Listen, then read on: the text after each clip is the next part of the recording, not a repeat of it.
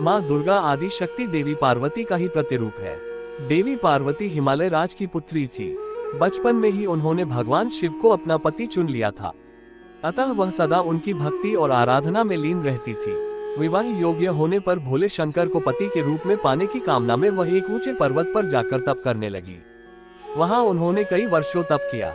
उनके तप से प्रसन्न होकर शिव जी ने उन्हें दर्शन दिया और स्वयं को पति के रूप में प्राप्त करने का वरदान उन्हें प्रदान किया। इसके उपरांत दोनों का विवाह बड़ी ही धूमधाम से संपन्न हुआ, जिसमें सारे देवी देवता, ऋषिगण और शिवगण सम्मिलित हुए। विवाह उपरांत उनके दो पुत्र श्री गणेश और कार्तिकेय हुए। भगवान शिव लॉर्ड शिवा को पति स्वरूप प्राप्ति के लिए कई वर्षों तक किए गए कठोर तप के फलस्वरूप देवी पार्वती का गौरवर्ण सांवला हो गया था।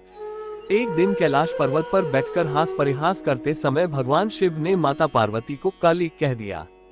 स्वयं के लिए काली संबोधन सुन देवी पार्वती रुष्ट हो गई और गौरवर्ण की प्राप्ति के लिए कैलाश छोड़कर तपस्या करने वन में चली गई। वन में एक वृक्ष ने नीचे बैठकर वे कठोर तप करने लगी। इस बीच एक दिन एक भूखा शेर भटकते हुए वहां आ पहुंचा।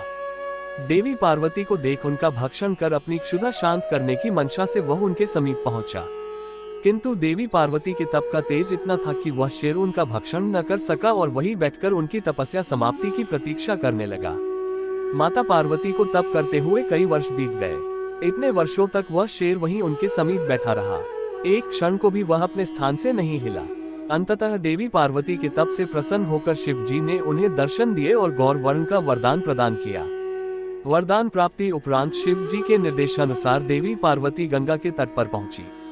गंगा में स्नान उपरांत उनके भीतर का काला स्वरूप देवी के रूप में बाहर निकल गया और उन्हें गौरवर्ण प्राप्त हुआ। तब से उन्हें माँ गौरी भी कहा जाता है। उनके काले स्वरूप को देवी कौशकी कहा जाता है। जब माता पार्वती स्नान कर बाहर आई तो अपने तप स्थल पर एक शेर को बैठा हुआ पाया। बाद में उन्हें ज्ञात हुआ कि उनका भक्षण करने आए शेर ने उन्हें अपना ग्रास नहीं बनाया और इतने वर्षों तक उनके समीप बैठा रहा। इस तरह वह भी उनके तप में सम्मिलित रहा। प्रसन्न होकर वर्षों तक तप में साथ देने वाले शेर को उन्होंने अपना वाहन बना किया। तब से ही माँ दुर्गा का वाहन शेर है और उन्हें माँ शेरावाली भी कहा जाता है।